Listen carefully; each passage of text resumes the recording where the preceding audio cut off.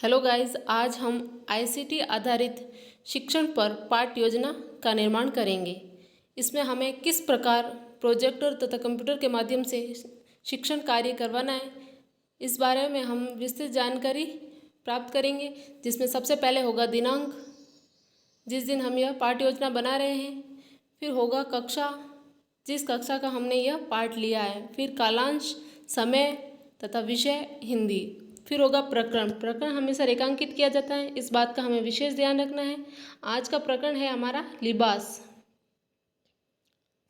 जिसमें सबसे पहले होगा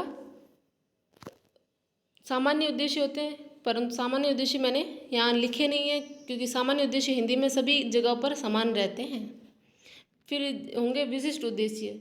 विशिष्ट उद्देश्य पाठ योजना के अनुसार बदलते रहते हैं, जिसमें सबसे पहले होगा विशिष्ट उद्देश्य में रुचियात्मक उद्देश्य। विद्यार्थियों में कंप्यूटर व प्रोजेक्टर के माध्यम से हिंदी गद्य साहित्य को पढ़ने की रुचि विकसित हो सकेगी। छात्रों में प्रोजेक्टर, कंप्यूटर, इंटरनेट के माध्यम से हिंदी के प्रसिद्ध लेखक सृंजय की अन्य रचनाओं को पढ़ने की रुचि विकसित हो सकेगी। अभिवृत्त्यात्मक उद्देश्य। विद्यार्थियों को प्रोजेक्टर के में चित्र दिखाकर प्रेम, सहयोग की अभिवृत्ति का विकास हो सकेगा। फिर होगा कौशलात्मक उद्देश्य। छात्रों में प्रोजेक्टर के माध्यम से शुद्ध, स्पष्ट एवं प्रभाव उत्पादक ढंग से वाचन करने का कौशल विकसित हो सकेगा। फिर होंगे सामान्य उद्देश्य। इसमें मैंने सिर्फ एक सामान्य उद्देश्य लिखा है, इसमें आप और भी सामान्य उद्देश्य ऐड कर सकते हैं। फिर होगा सहायक सामग्री, जिसमें होगा प्रोजेक्टर, कंप्यूटर, पुस्तक, खड़िया, जाड़न, संकेतक इत्यादि। अन्य किसी सामग्री का उपयोग करने पर आप उन सामग्रियों को भी इसमें सम्मिलित कर सकते हैं। फिर होगा पूर्व ज्ञान। छात्र टोपी व लिबास के बारे में सामान्य जानकारी रखते हैं। यह पाठ मैंने एनसीईआरटी की पुस्तक टोपी नामक कहानी से बनाया है। फिर होंगे प्रस्तावना प्रश्न। प्रस्तावना प्रश्नों का निर्माण हम सामान्यतः इस प्रकार करते हैं कि पहले प्रश्न का उत्तर से दूसरे प्रश्न प्रारंभ किया जा सके। इस प्रकार हमें 4 प्रश्नों का निर्माण करना है, जिसमें सबसे पहला प्रश्न होगा गृह का पर्यायवाची क्या होगा, तो बच्चे उत्तर देंगे घर। सामान्यतः घर का प्रधान कौन होता है, छात्र उत्तर देंगे पुरुष। पुरुषों द्वारा सर पर क्या पहना जाता है, छात्र उत्तर देंगे टोपी, साफा इत्यादि। टोपी कहानी के बारे में आप क्या जानते हैं, जिसमें छात्र निरुत्तर हो जाएंगे तथा हम अपना उद्देश्य कथन कहते हुए अपने पाठ को आगे बढ़ाएंगे। आज हम प्रोजेक्टर के माध्यम से हिंदी साहित्य की गद्य विधा के अंतर्गत सृंजय द्वारा लिखित टोपी कहानी का अध्ययन करेंगे। फिर होगा लिबास प्रकरण। प्रकरण को पुनः लिखना आवश्यक है तथा साथ ही लेखक का नाम भी अवश्य रूप से लिखें। फिर होगा प्रस्तुतिकरण। प्रस्तुतिकरण में जितना आपने अवंतिका ली है उसकी प्रथम लाइन तथा अंतिम लाइन लिखकर प्रस्तुतिकरण प्रस्तुत करेंगे। फिर होगा आदर्श वाचन। छात्रों को पुस्तकें खोलने का निर्देश देकर अध्यापक द्वारा शुद्ध, स्पष्ट एवं प्रभाव उत्पादक ढंग से विराम चिन्हों का ध्यान रखते हुए आदर्श वाचन किया जाएगा। फिर होंगे कठिन शब्दार्थ। कठिन शब्दार्थ आप श्यामपट्ट पर भी लिख सकते हैं तथा प्रोजेक्टर पर भी दिखा सकते हैं। अगर आपने पहले से पीडीएफ बना रखा है या फिर स्लाइड बना रखी है आपने कठिन शब्दार्थों की, तो वो आप प्रोजेक्टर पर भी दिखाकर इसे प्रस्तुत कर सकते हैं। अन्यथा आप श्यामपट्ट पर भी लिखकर छात्रों को बता सकते हैं।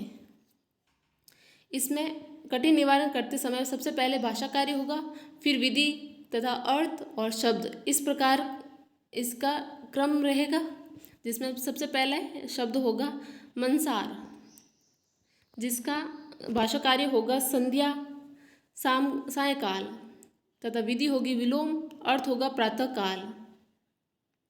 सकत, जिसका भाषा कार्य होगा सामर्थ्य, ताकत, सामर्थ्य तथा ताकत तथा विधि होगी पर्यायवाची तथा अर्थ होगा शक्ति।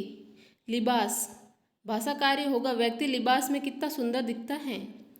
विधि होगी वाक्य प्रयोग तथा अर्थ होगा वस्त्र। फिर होगा श्यामपट्ट कार्य एवं प्रोजेक्ट कार्य पर्यवेक्षण। छात्रों को कठिन शब्दार्थ अपनी अभ्यास पुस्तिका में लिखने का निर्देश देकर अध्यापक द्वारा पर्यवेक्षण करते हुए उचित निर्देश दिए जाएंगे। फिर होगा मौन वाचन। पाठ के विचारों को सूक्ष्म रूप से ग्रहण करने में सहायता हेतु छात्रों से मौन वाचन करवाया जाएगा। फिर होंगे विश्लेषणात्मक प्रश्न। विश्लेषणात्मक प्रश्न हम उस पाठ के अंतर्गत जो हमने आज पढ़ाया है उसी से संबंधित छोटे छोटे प्रश्न होंगे। प्रश्न ना अधिक लंबे होने चाहिए और ना ही उनका उत्तर अधिक लंबा होना चाहिए। छोटे प्रश्न और छोटे उत्तर वाले प्रश्न उत्तर तैयार करने हमें, जिसमें सामान्यतः 9 से 10 प्रश्न रख सकते हैं आप। जिसमें सबसे पहले होगा दिन के देखे सुने में कौन हिस्सेदारी बंटते थे। फिर दूसरा प्रश्न होगा हमारा आदमी को देखते हो कैसे रंग बिरंगे कपड़े पहने हैं, कितना फपता है उन पर कपड़ा, यह किसने कहा। जिसमें छात्र उत्तर देंगे यह गौरैया ने कहा। कपड़े किस लिए पहनते हैं। हमारा दूसरा प्रश्न होगा कपड़े से व्यक्ति का क्या पता चलता है। टोपी पहनने का मन किसका था। टोपी कौन पहनना चाहता था। गौरैया कैसे स्वभाव की थी। धुन का पक्का कौन था। जहाँ चाहा वहाँ वहीं रहा किसने कहा है। फिर होगा स्वस्वर वाचन। पाठ के मूल्यांकन की तैयारी हेतु कतिपय छात्रों से स्वस्वर वाचन करवाया जाएगा तथा अंत में आवृत्ति प्रश्न होंगे। इन्हें मूल्यांकन प्रश्न भी कहते हैं। इनका निर्माण हम शब्दार्थ जो कठिन निवारण में हुए हैं उनसे तथा विकास विश्लेषणात्मक प्रश्नों से करेंगे। जिसमें सबसे पहले होगा बिनसार शब्द का विलोम बताइए, सकत शब्द का पर्यायवाची बताइए, धुन का पक्का कौन था, टोपी कौन पहनना चाहता था। फिर अंत में गृह कार्य देकर हम अपने इस पाठ को यहीं पर समाप्त करेंगे। जिसमें आज का गृह कार्य होगा लिबास व्यक्ति की औकात बताता है, इसमें लेखक का कौन सा अर्थ छिपा हुआ है। Thanks for watching my video. Please like, share and subscribe my channel and press the bell icon.